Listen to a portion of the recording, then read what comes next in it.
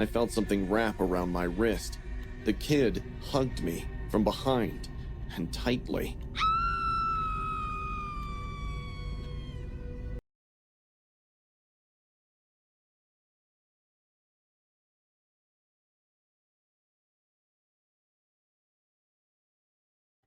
What's good, YouTube? Like your boys, Backland Better, welcome back to unknown Spaghetti Fight. About to react to 3, 2, 7, 11 horse stories anime by Master Church, but getting into the start of his drink, so let's get it, boys. This happened about 3 weeks ago, and I still haven't fully shaken it off.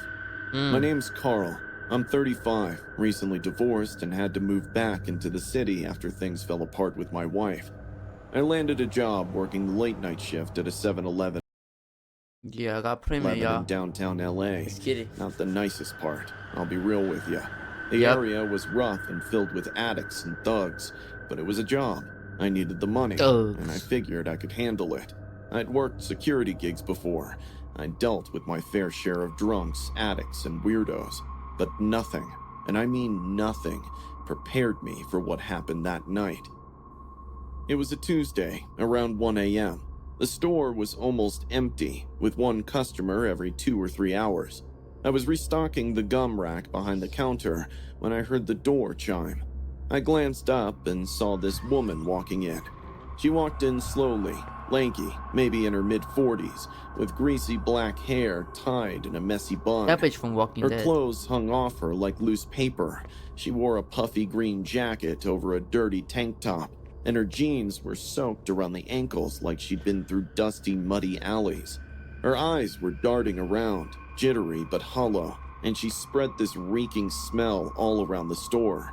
From her appearance, it wasn't hard to guess that she belonged to the Skid Row area. She mumbled something I couldn't make out and wandered toward the snack aisle. Don't say it. I kept an eye on her. We got tweakers in all the time, usually harmless, sometimes loud, sometimes annoying. But this one felt off. She wasn't browsing, she was just grabbing random stuff. Candy bars, trail mix, even a frozen burrito, just shoving it all into her arms with this weird sense of urgency, like she was on a mission but didn't know why. After a few minutes, she approached the counter. She plopped the pile in front of me and started fishing through her pockets. They were empty. She looked up and muttered, "I have no money. But What? they're hungry too." I was confused. Who are they? She pointed toward the door. "My friends. Can't let them starve." I looked past her. There was no one outside, just the flicker of a busted street lamp and a pile of trash bags swaying in the wind. Look, I can cover one item for you if you're really hungry, but I can't give you all this for free. She didn't move, just blinked twice, very slowly, like an animatronic. "But they're hungry too." There was a sudden shift in her voice. Look, I'm sorry. Like I said, I can give you only one thing for free. You have to pay for the rest. Her eyes twitched, and she moved her shoulder in such a way that her bones cracked. A bad feeling rushed through me. My instincts told me something was about to happen. She suddenly dropped her jacket to the floor. Jesus. Her arms were covered in rotting patches of skin that hung like wet tissue. Deep purple veins bulged out like thick worms, and there were old needle marks, hundreds of them. Some still oozed pus. But what truly messed me up was the way she smiled, like she was proud to show me what she'd become. I took a step back instinctively. "Ma'am, I need you to leave now." "I never leave hungry." Saying this, she started scratching, hard, frantic, nails digging so deep into her arms that skin began to peel. Ew. What the frick? Oh my goodness. These visuals are crazy. She moaned softly, like she liked it. She scratched so fiercely that a flap of rotted skin ripped off. I'm not exaggerating. She literally tore off a strip of her own flesh, held it up like a slice of jerky, and put it in her mouth. Oh my goodness. She looked at me with this blank stare, chewing, blood dripping down her chin. The chewing didn't even sound right. It was wet and slow, like I'm gonna throw up. Yo, what the fuck is this? I'm gonna throw up. Cartilage grinding between teeth. Her mouth opened a bit wider than it should have. I heard something snap in her jaw. I couldn't hold the bile rising in my throat. I puked. My legs went weak. All I could say was, Jesus Christ. I grabbed the phone and called the cops. My hands were shaking so badly I could barely press the numbers. She dropped the rest of the food on the ground and began walking slowly toward the counter. Her voice turned low, not like a whisper, but like something underneath her voice was talking too. Hey, you. They said they'll come in. If I feed them. I had no idea what the hell she was talking about, but I wasn't about to wait and find out. I grabbed the fire extinguisher from behind the counter just in case things got ugly. Right as I reached the register, I heard sirens outside. She stopped. Her head twitched violently to the side like a Ew. broken doll. She looked at the door, then back at me, then let out this guttural, animalistic growl.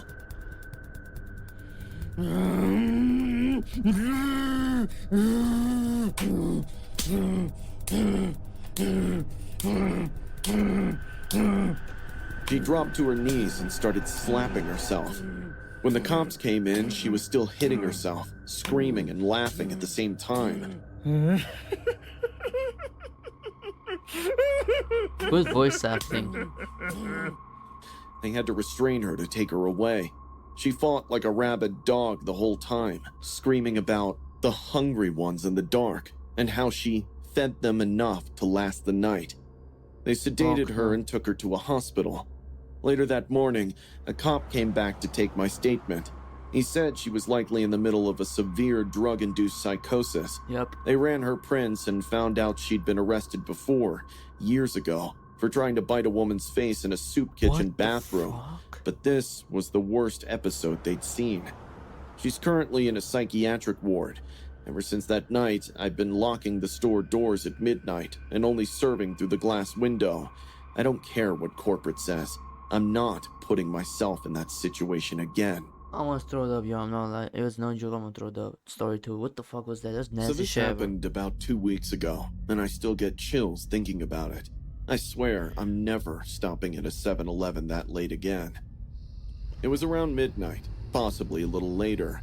I was on my way home from a boring party that my friend had forced me to attend. I hadn't eaten all day and was seriously craving snacks. Hot Cheetos, gummy worms, the whole shebang. So I pulled into this random 7-Eleven that was open along my route. The area was dead quiet, with barely working streetlights. I pulled over, got out, and walked in. The first thing I noticed was how quiet the store was. No music, no cashier, just the soft humming from the fridges. A handwritten sign rested on the counter. It read, "Gone for a smoke. Be back soon." I felt a little relieved, figuring the guy had just stepped out for a minute. I started walking toward the candy aisle when I saw this kid standing near the freezer. He was maybe 9 or 10, skinny, pale. He was wearing an oversized hoodie and black jeans. The boy was just standing there, unmoving, staring at the ice cream freezer like he was in a trance. What I the kind of fuck? smiled at him, thinking, poor dude, must be waiting for his dad or something. Suddenly, he noticed me and smiled back. But I don't know, something about it made me uncomfortable. His smile didn't reach his eyes, and those eyes, kind of glossy with something off behind them. Have you ever seen someone smile with dead eyes? It hits different. It does. I shrugged it off and started grabbing some snacks and drinks, acting normal. But every time I looked back, I saw him taking slow steps toward me. His eyes were following me around. At first, it was subtle, like I'd be in the chip aisle and he'd be standing 2 feet away. I'd move to the drinks, boom, he was right behind me again, not saying anything, just watching. At this point, I was like, okay, what the hell is this kid doing? Then, out of nowhere, he said, "Do you live alone?" I paused, turned slowly. What? He stared, didn't blink, then asked, "How often do you lock your windows?" Oh, Yo, heck, stop. I'm not kidding. My whole body locked up. I tried to laugh it off, like, Dude, that's kind of a creepy thing to ask. He just kept staring. Your bedroom faces the street, right? Now I was Yo. panicking inside. I pretended to text someone on my phone, trying to make it look like someone was waiting for me, but he was still standing there, still watching. So I started walking toward the door, fast. I figured I'd just dip and hit a different store, but before I even reached the exit, I felt something wrap around my wrist. The kid hugged me from behind, and tightly. I straight up screamed and yanked myself away. His grip was too strong for a 10-year-old. My whole body went ice cold. My skin crawled like I'd just touched something foul. I turned around and shoved him back, yelling, Back off! Did your parents not teach you manners? His face turned red with rage, like a switch flipped inside of his head. His smile twisted into this pissed-off, twitchy expression. I swear, his eyes twitched and his jaw clenched so hard it looked painful. He didn't even say anything, just bent down, grabbed a soda can off the floor, and launched it straight at my forehead.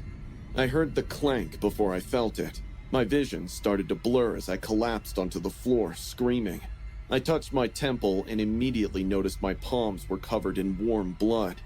I started crying for help.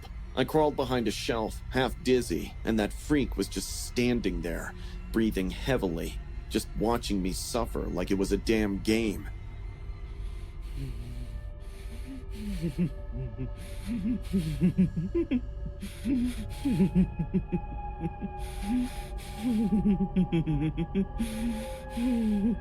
Right then, the front door swung open and the cashier bolted in. He was a guy in his 40s who looked winded and terrified. He must have heard me screaming. He froze when he What? saw the kid. That's The not a boy kid. didn't wait another second. He ran off into the dark highway. The cashier helped me get up and I kept crying. I don't know what's wrong with that kid. He just behaved so badly and then threw this. But the cashier cut me off with a shocked face and said, That's not a boy. That's not a kid. He's a dwarf. He's been Yup. lurking here for hours. My heart dropped. That explained why he had so much strength. It took everything I had to free myself from his grasp when he hugged me. The cashier was a good guy. He gave me a wet cloth to press against my bleeding head while he called the cops and paramedics. When the cops came, I was dizzy from blood loss. They sent me to the hospital and questioned the cashier for every bit of detail they could get about that terrifying man. It took 3 stitches to stop the bleeding. I stayed at the hospital for a week. The cops visited me there for follow-up questions. On the 4th day, when I was feeling a little better, the cashier came to see me. He Damn. apologized for what had happened and said he felt responsible for leaving the store unattended. I told him none of it was his fault. 2 weeks have gone by, and that man still hasn't been caught. I keep my windows locked at all times now. I even installed a doorbell camera just in case. Sometimes, when it's raining out at night with thunderstorms and lightning, I get nightmares. I see myself lying in bed, and the man is standing over me, sucking the blood fuck? from my wound. That's freaky. What? I'm not a writer. I don't even consider myself a conversationalist, but I figured someone should hear this. Maybe it'll make you look around the next time you're outside after dark. I'm 50, ex-military. I've served 2 tours overseas, seen some messed up stuff, sure. However, nothing compares to the incident that occurred at that infamous 7-Eleven 2 months back. It was around 11:45 p.m. I'd just finished a long shift driving rigs and needed a smoke, bad. I pulled into a sketchy-looking 7-Eleven off some side road in downtown Phoenix. I'd been there before. The store always had this flickering red neon light that buzzed like a wasp nest. I walked in. It was empty except for this young cashier, maybe 19 or 20, standing behind the counter, looking half asleep. I gave him a polite nod, walked toward the cigarette case behind the counter, and asked for a pack of Reds. He turned to grab them when the door flew open. 2 teenage boys rushed in, hoodies up, masks on, each holding a knife. They moved fast, yelling at the cashier. Hands up! Give us the money now! One of them jumped the counter in a single leap. The other ran towards me, pointing the knife. I stepped back and raised both hands. All right, easy. I'm just a customer. But they weren't listening. The employee behind the counter froze. I saw his hands trembling as he tried to open the register. He was just a kid. This job probably paid peanuts, and now he had a knife in his face. I was about to say something, anything to keep it from getting worse, but I was too late. One of the robbers stabbed the employee right in the gut. No hesitation, no warning. What He the plunged the fuck? knife in without hesitation or warning. I'll never forget that sound. The wet gasp echoed through my mind. The guy collapsed as swiftly as a rag doll, the blood swiftly spreading beneath his uniform shirt. Something inside me snapped. I didn't think. I just moved. I grabbed the closest thing I could, a glass Snapple bottle from the fridge, and cracked it over the head of the guy coming at me. He staggered back, dazed, knife clattering to the floor. The second one, the one who stabbed the cashier, turned toward me, wild-eyed. I barely had time to brace before he lunged. He slashed at my ribs. Sharp pain exploded in my side, but I caught his wrist before he could go any deeper. Blood was pouring out of me, but adrenaline was taking over. I twisted his arm hard and slammed him into the cooler door. It shattered behind him, glass raining down. He groaned and hit the ground, but I was fading fast. Damn. The first guy had recovered. He tackled me to the floor, fists flying. I took a few hits to the face, then landed a powerful elbow to his nose. It crunched under the impact. He screamed and rolled off of me. My breathing was heavy. I could barely make it out with my blurry vision. My shirt was soaked with blood.